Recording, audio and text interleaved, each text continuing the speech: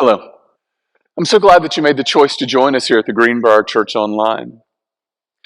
When our boys were young, we would often celebrate the milestones in their life, like when they learned how to tie their shoes or they lost a tooth, they had a birthday or learned how to ride their bike, when they read their first book, if it was their half birthday, if it was Tuesday.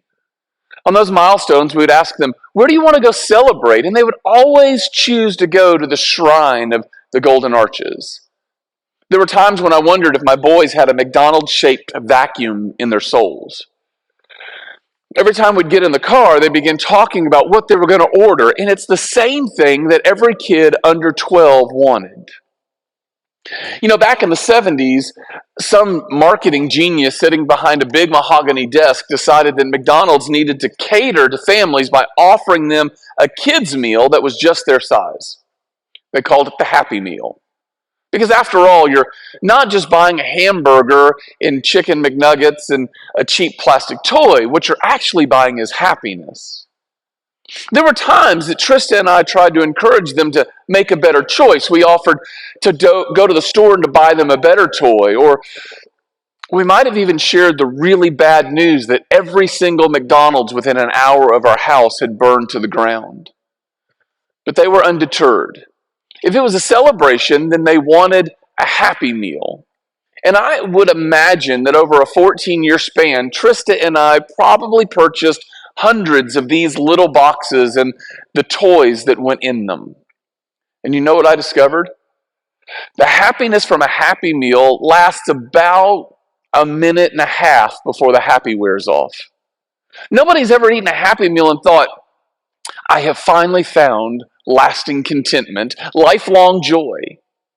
In fact, the only person that is really happy when you buy a Happy Meal is Ronald McDonald. I mean, if you sold over 2 billion Happy Meals a year, you'd be happy too.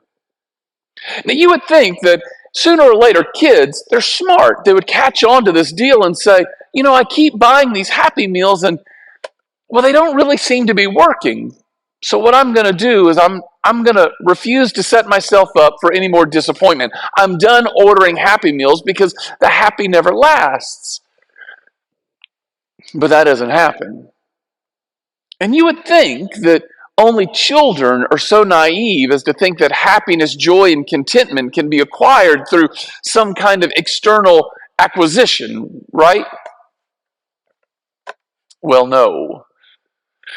The truth is that we grow up, we just don't get any smarter because our Happy Meals, they just keep getting more and more expensive. We've each bought into this idea that true contentment is always just one more Happy Meal away. This morning, we find ourselves looking at the sixth of the deadly sins, gluttony.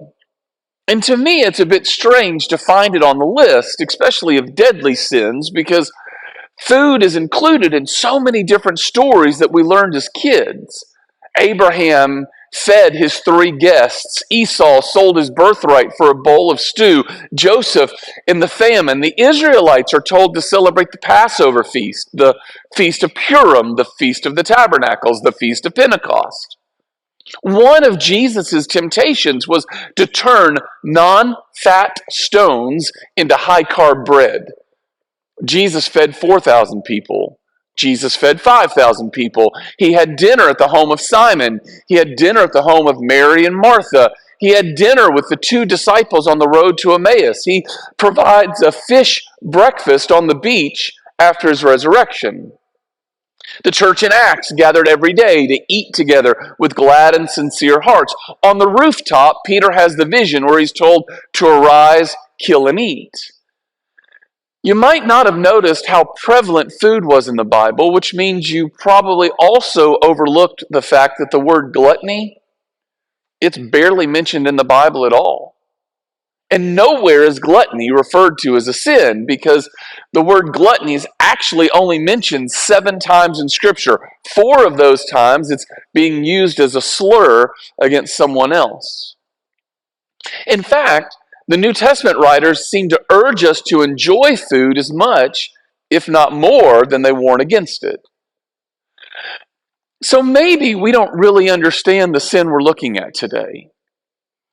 I think most of the sins that we get, you understood when we talked about pride. You have experienced anger. You recognize envy.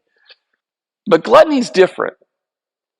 As a matter of fact, I would imagine that when you saw the list of the 7 sins, you started thinking about your diet. Because when we hear the word gluttony, we immediately picture this obese man sitting at a table, stuffing his face with food, only to loosen his belt after dinner and say, I got one more notch, which means I got plenty of room for dessert. The dictionary even defines gluttony as excess in eating or drinking, which makes me wonder, who gets to determine exactly how much excess is? But the reason the sin of gluttony is on the list of the deadliest sins is because in the early church fathers' minds, gluttony is not just associated with eating and drinking. I believe a better definition of what we've been talking about today would be an appetite for misplaced longings, which is rather open-ended. While we tend to equate gluttony with food, the early church believed that it had more to do with our attitude towards things used to satisfy our physical desires. In other words, you can be a glutton and have a 30-inch waist or wear a size 2 dress. You're just gluttonous about other things. Television, entertainment, alcohol, money, sex, you name it. Being overweight doesn't necessarily mean you're a glutton. Being thin doesn't mean that you're not a glutton. Gluttony has to do with our attitudes, our longing for things. Last week we talked about greed, and greed is this belief that I need to gather up and stockpile all of these things that I can touch, feel, and possess. Gluttony is this attitude that the next thing is going to satisfy the longing of my soul. In Philippians 3, Paul's making an appeal for his readers to follow his good examples and the examples of other Christians, which he then contrasts with those that have chosen a darker path. He calls them enemies of the cross. In verse 19, Paul says, their God is their stomach. But the context of the passage doesn't have anything to do with food. It has to do with their longings. Maybe the reason we associate gluttony with food is because we often turn to food to provide the comfort that we were actually created to find in God alone. We have this whole category of food that we call comfort foods. When you're sick, you eat chicken noodle soup. When you're having a bad day, you have a big bowl of macaroni and cheese. If it's cold outside, just eat a bowl of chili. That'll warm you up, give you comfort. But what we soon realize is just like a little kid with a Happy Meal, that food doesn't provide us any lasting comfort. We don't find lasting comfort in entertainment or possessions or experiences or anything else in this entire world, because what our soul is really longing for is God. You were created to have a relationship with God that supersedes everything else in all of creation. There is a connection between the physical and the spiritual.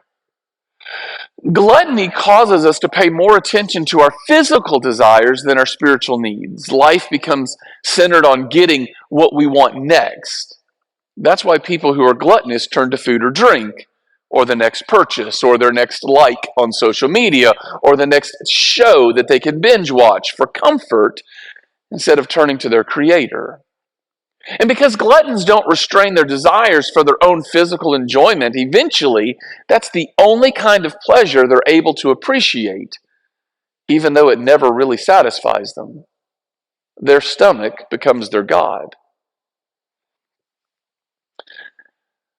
Gluttonous people become a slave to their unquenchable appetite for more, and it seems that the cure is learning how to live with less. Less money, fewer possessions, less accumulation, less having it your way, and more of letting others have their way. Jesus put it this way. He said, "For what will it profit a man if he gains the whole world and forfeits his soul?" Nothing that has ever been created has the ability to fulfill your soul, to satisfy your longing, or bless your life. That is reserved for the one who created you.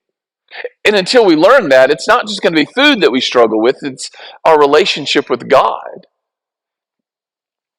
Paul makes this amazing statement in Philippians 4, and I think it holds the key to dealing with our struggle with gluttony.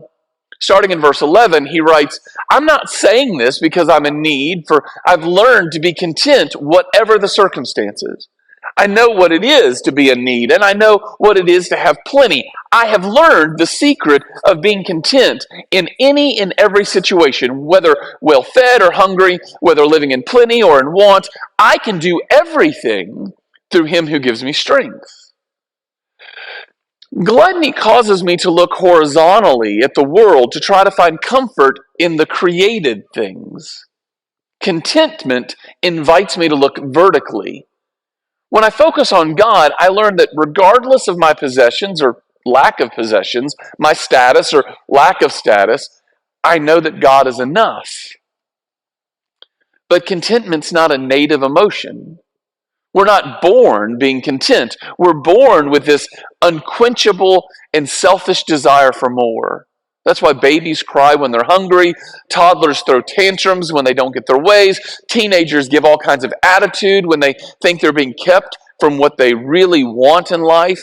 It's why adults work long hours and amass huge debt trying to fill the hole in their soul, because gluttony knows no age, culture, economic standing, or political status. Paul says twice he had to learn how to be content because it's not natural. We're not born with it. Our tendency is to look for things that will make us content. We want something better. We long for the next great opportunity or experience. Paul admits there were times that were lean. There were times when he was in need. He has been poor. He has been hungry. There were times when he had nothing. But he was still able to rejoice in the Lord because he had learned to find contentment in Christ. He understood that contentment's not a feeling based on your circumstances. Contentment is the ability to find joy in spite of your circumstances. For a moment, I want you to think about the one thing that right now is separating you from joy. How would you fill in the blank? I'll be happy when... Now, do you believe that you'll be happy when you get the promotion? Or do you believe you'll be happy when you make your first million? Or when you get the big house, the new car, the adoring wife, the attentive husband, the house full of kids? Or when the kids finally all move out? How do you finish this statement, I'll be happy when? Now, for just a moment, I want you to ask yourself, what happens if your ship never comes in? What if your dream never comes true? If your situation never changes? Can you still be happy? Can you rejoice in the Lord? The majority of people in our community waste their lives searching for this pseudo-happiness that comes from buying the next Happy Meal. That's only a counterfeit high that quickly evaporates. When we live from moment to moment, hoping that the next purchase, the next achievement, the next little bit will bring us lasting satisfaction, we find ourselves disappointed again and again and again. Somebody who's happy because they're on a Hawaiian vacation only has a few days to be happy, but a person who's learned to cultivate contentment is consistently joyful. Paul says overcoming the sin of gluttony is possible because I can do all things through Christ who gives me strength. And I find that passage a little ironic. You see, I've seen that verse printed on posters and motivational wall art. I have gone to Bible bookstores and I found that passage on keychains, magnets, t-shirts, stickers, postcards, bracelets, handbags, all kinds of items. But when you take it out of context, you make it mean exactly the opposite of what Paul's actually saying. This is not Paul's slogan for prosperity, career advancement, or athletic success. Dean Guptill says the power of this passage is seen if you read it in reverse. I can do everything through him who gives me strength. I have learned the secret of being content in any and every situation, whether well-fed or hungry, whether living in plenty or in want. I know what it is to be in need, and I know what it is to have plenty. I'm not saying this because I am in need, for I have learned to be content in whatever the circumstances. In context, this is a verse about contentment, about being joyful, satisfied, and steadfast, even when life is hard and your circumstances seem impossible. Paul's urging us to rely on God's power in order to be content in the midst of circumstances that we can't change. And that's really not a message that the world wants to hear. I mean, even in the church, we like our gluttony and the passing comfort that the garbage of this world has to offer. It's not lost on me that right now we're in a period of time between Ash Wednesday and Easter. It's a time that a lot of people in the religious world participate in times of fasting. That doesn't necessarily mean they're fasting from food in the sense that they're not eating anything. Some people choose to fast by giving up something for a period of time. Maybe it's social media or drinking Cokes or shopping on Amazon. A few years ago, when the COVID restrictions were finally lifted, this congregation participated in a month-long fast. Now, I eat a peanut butter sandwich every morning. I eat peanut butter during the day. So I decided that I probably needed to fast from peanut butter. During that fast, there were 3 separate times that I was having a difficult day and I'm trying to just get through life on autopilot, that I found myself standing in a grocery store and I took a Reese's peanut butter cup and just threw it on the conveyor belt there at the checkout. I would get out to my truck all 3 times and I'd reach my hand in the bag and pull out that Reese's cup and remember, you're fasting from peanut butter. Those were the days that I sat in my truck and I was driven to pray that God would allow me the space to get closer to Him, to find what I was looking for in Him. Richard Foster wrote, "Fasting reveals the things that control us," and I believe the practice of fasting helps me learn the truth about my struggle with gluttony and contentment. Fasting gives us the space to yearn for spiritual things, to make us more aware of our dependence on God. Because as long as we try to find comfort in the physical trappings of life, we teach ourselves to live with this false sense of self-sufficiency. Rather than looking to God to fulfill our spiritual and physical hunger, we try to do it ourselves. As we get ready to go to the tables this morning, my prayer is that we're able to find the space to be honest about the desires and the longings of our souls. We're going to gather at the table to take the bread and the cup as a memorial to the fact that God has already provided us everything that we need to be truly content in this world. I pray that we don't buy into the lie that we can find lasting comfort in the different happy meals that this world has to offer, because whether you're a kid or you're an adult, when you try to invest life and happiness and contentment and joy in a happy meal, you never truly get happy. You just find yourself longing for more and more.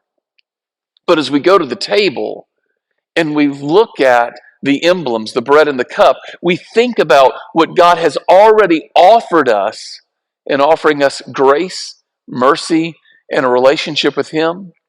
It's in that relationship that we will find all of the joy, all of the peace, and all of the contentment that we were created to experience in this life. I hope you have a wonderful time around the table. Never forget how deeply you're loved. I hope you have a wonderful week, and I look forward to seeing you very soon.